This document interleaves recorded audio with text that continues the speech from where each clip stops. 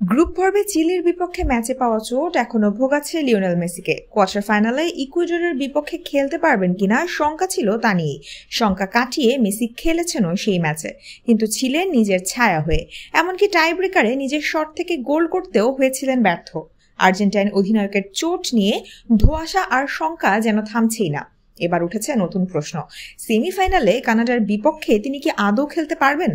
বাংলাদেশ সময় আগামীকাল সকাল 6টায় শুরু হতে যাওয়া ম্যাচের আগে সংবাদ সম্মেলনে কোচ কিন্তু বলছেন ভিন্ন কথা। তিনি বলেছেন মেসি এ ম্যাচে খেলবেনই।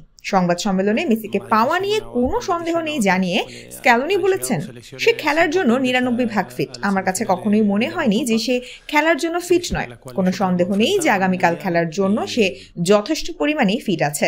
স্ক্যালোনি এরপর যা বলেছেন সেটাতে স্পষ্ট হয়েছে কানাডার বিপক্ষে সেমিফাইনালে মেসিকে আর্জেন্টিনা ঠিক কতটা প্রয়োজন।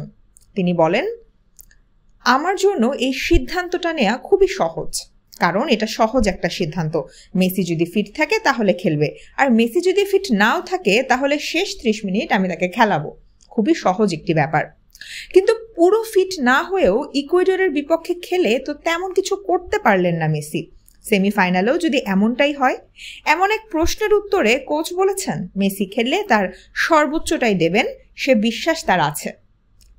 কোচ আরও যোগ করেন, সিদ্ধান্ত তো তিনিই নেবেন। তিনি যদি দেখেন যে মেসি খেলার জন্য ফিট আছেন, অবশ্যই তাকে খেলাবেন। এমনকি 100% ফিট না থাকলেও মেসি অবশ্যই খেলবে। এর দায়ভার শুধুমাত্র তার নিজের। কিন্তু তার মনে কোনো সন্দেহ নেই, মেসি যে সেরা অবস্থায় থাকলে আর্জেন্টিনাকে কি দিতে পারে সেটা তারা খুব ভালো মতোই জানে। তাই মেসিকে মাঠে না নামানোর মতো ভুল তিনি কখনোই করতে পারেন না।